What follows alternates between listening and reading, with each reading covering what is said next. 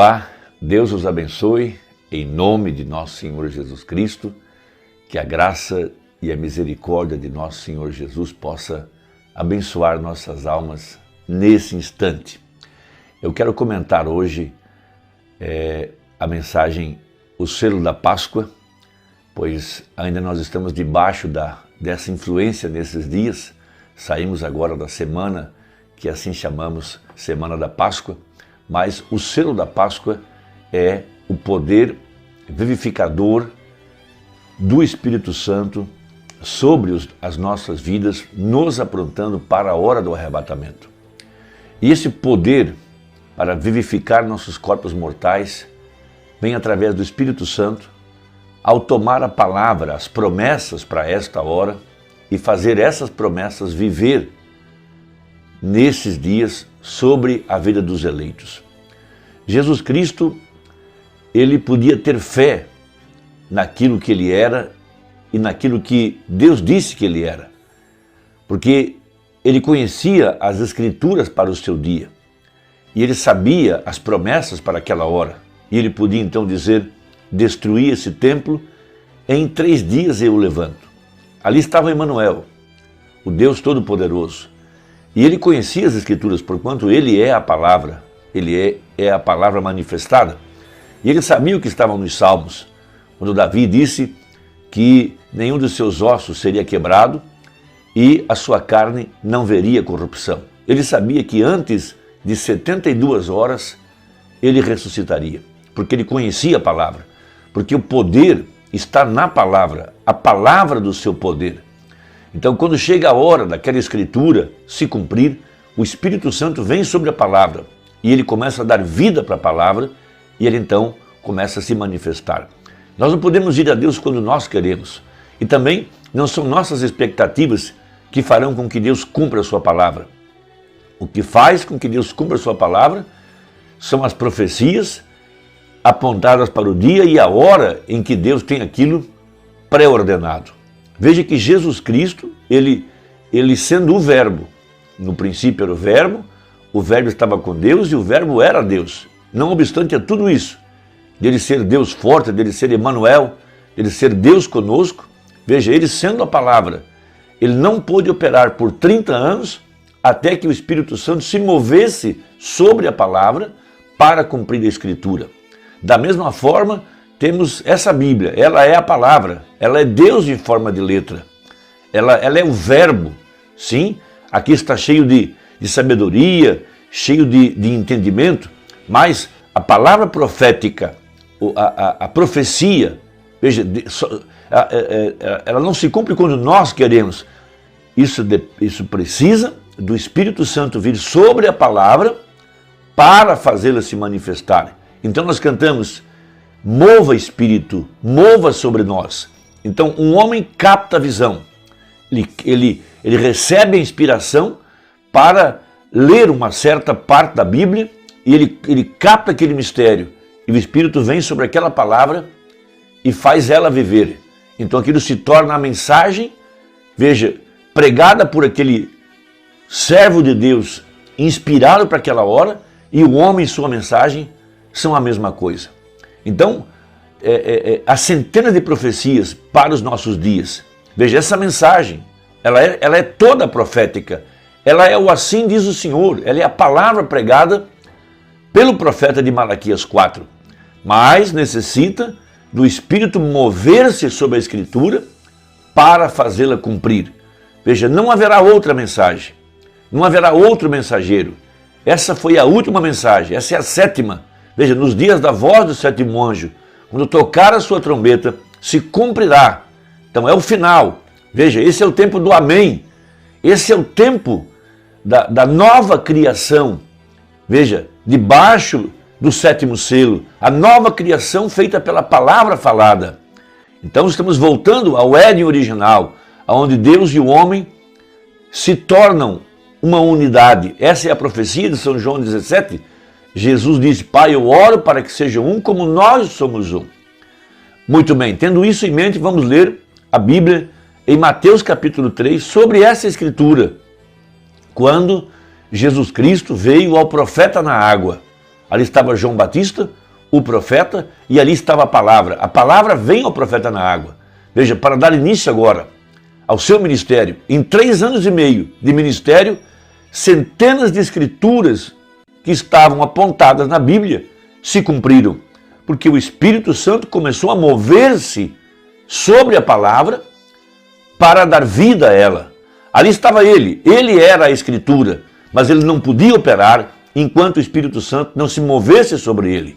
Então essa é a mesma coisa que a igreja deve focar agora. Nossa oração deve ser: Senhor, mova-te sobre nós, mova sobre a Escritura, sobre a promessa para esse dia. Então Deus tomará essa mensagem, porque a fé para o rapto está na mensagem.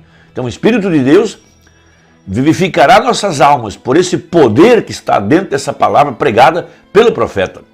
Veja, desde que os selos foram abertos, veja, uma banda diz que quando os selos foram abertos, ele pregou também casamento e divórcio e outras mensagens, porque após os 7 selos, toda mensagem é o 7º selo. Toda mensagem contém o poder para vivificar nossos corpos mortais. Por isso ele disse: a Bíblia tornou-se uma nova Bíblia. Se tivéssemos apenas a Bíblia e nós a citássemos corretamente, todos os dias, todas as horas, todas as mensagens, sem a mensagem do Mombrana, nós jamais entenderíamos o que entendemos hoje, porque a Bíblia estava fechada até que viesse a mensagem do 7º anjo. Não podemos desassociar a Bíblia e a mensagem. Veja, a Bíblia e a mensagem é como as 2 miras do rifle. As duas têm que estar alinhadas para dar no alvo. Sim? Então hoje Deus tem levantado homens com visão profética. Porque quem recebe um profeta na qualidade de um profeta, recebe o galardão de um profeta. Veja, o poder vivificador da palavra falada. Por isso que João teve que comer o livro e reprofetizar o livro. Então nós estamos nos alimentando da Bíblia e da mensagem. Veja, nós agora encontramos o que disse o profeta, exatamente aquilo que estava na Bíblia. E nos alimentamos dos livros. E podemos então repetir aquilo que ele falou, debaixo da inspiração, veja, vivificados pelo Espírito Santo. Então veja, em Mateus capítulo 3, está escrito, veja, naqueles dias apareceu João Batista pregando no deserto da Judéia. Todos nós sabemos que João é o Elias de Malaquias 3, porque ele viria antes para preparar o caminho do Senhor. E logo viria o Senhor para entrar em seu templo. Jesus Cristo, quando entrou no templo, ali estava ele agora, o desejado de todas as nações, para tornar aquele templo que foi levantado depois do cativeiro, veja, algo muito mais excelente, porque a profecia dizia que a glória do templo levantado depois do cativeiro seria maior do que a glória do templo levantado por Salomão. Porque quando Salomão levantou o templo, foi a nuvem que entrou para dentro do templo para consagrar aquele lugar. Mas aqui agora, o segundo templo, quem entrou foi o desejado de todas as nações. Agora era Deus em carne humana. Veja, ali estava ele, um homem humilde, simples, entrando para dentro do tabernáculo, mas eles não puderam ver que ali estava aquele que eles estavam buscando, que ali estava o desejado de todas as nações. E quando ele disse, a minha casa é casa de oração, ele estava então consagrando aquele templo, mas não puderam ver, porque ele estava Emanuel, atrás de peles humanas, e seus olhos estavam fechados para não ver o cumprimento das Escrituras. A mesma coisa é hoje. Eles não podem enxergar Jesus Cristo manifestado em carne humana por causa de suas tradições, por causa de suas interpretações. Há homens hoje se levantando para tirar o brilho do ministério do Mombrana, para atrair o brilho para cima de si mesmos, reunirem o povo ao redor deles mesmos, como que se o Mombrana não tivesse terminado seu ministério e ainda houvessem coisas para serem reveladas depois da saída do 7º anjo. Veja, isso serve para enganar aqueles que não têm a revelação do Espírito Santo. Não há mais mensagens após a visita do anjo que visitou Abraão. O anjo que visitou Abraão é o mesmo anjo que tem nos visitado. E depois que o anjo visitou Abraão, Abraão foi transformado pelo poder da palavra manifestada em carne humana. Abraão teve comunhão com o grande El Shaddai. Veja, entre a aparição do anjo e a transformação de Abraão, a única coisa que resta é a queima de Sodoma. Não há mais mensagens no meio disso. Então veja, e dizendo, arrependei-vos, porque é chegado o reino dos céus. Porque este é o anunciado pelo profeta Isaías, que diz: vós que clamam no deserto, preparai o caminho do Senhor, endireitai as suas veredas. Esse era o ministério de João. Agora veja Mateus 3, do 13 ao 17. Então veio Jesus da Galileia ter com João junto do Jordão, para ser batizado por ele. Jesus não tinha pecado, mas ali estava o Cordeiro para ser lavado. Ali estava o sacerdote para ser lavado pelo profeta, como Arão foi lavado por Moisés. Mas João opunha-se-lhe, dizendo: eu careço de ser batizado por ti, e vens tu a mim? Jesus, porém, respondendo, disse-lhe: deixa por agora, porque assim nos convém cumprir toda a justiça. Veja, o Espírito Santo nos convenceria do pecado, da justiça e do juízo. Quando fala da justiça, veja, ele está mostrando o cumprimento da palavra. Mostrando a palavra manifestada. Essa é a terceira etapa. Atrair o eleito para a mensagem vindicada, para a hora em que nós estamos vivendo. Não apenas num papel. Porque num papel ela não pode fazer nada por nós. Mas quando o Espírito se move sobre a palavra e manifesta ela, cumpre ela em carne humana, dali vem o poder para nos transformar. Veja, Abraão, por 25 anos, ele carregou uma profecia em seu coração. O anjo tinha vindo a ele em visões, lhe dado a profecia. Mas, veja, ele não pôde ser transformado. Agora, quando o anjo se tornou carne, quando aquele espírito se materializou, veja, dali saiu o poder para transformar. Dali saiu o poder vivificador para mudar os corpos de Sara e Abraão. A mesma coisa está acontecendo com a verdadeira igreja. O poder para vivificar a igreja está nessa mensagem, e quando o Espírito se move sobre ela para abrir os nossos olhos, como abriu os olhos dos discípulos no caminho de Emaús para verem as Escrituras que foram cumpridas na vida de Jesus Cristo. Então seus olhos se abriram, diz a Bíblia.